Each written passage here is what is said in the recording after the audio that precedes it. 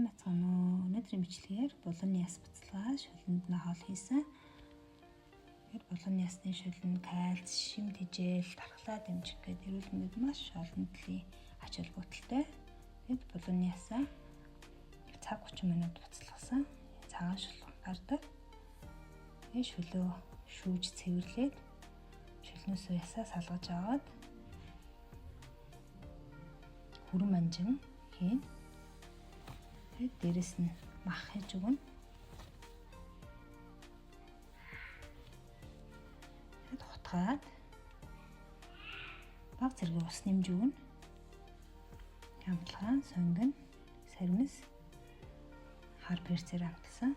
Тэгээд дээрэс нь гоймонго хийгээд давс хийн. Энэ 15 минут орчим буцалгаад хоол бэлэн болох үед зөөх хийж өгвөл шүлэн маш гомдтой мөн дээрээс 8 тэмтэй болдог.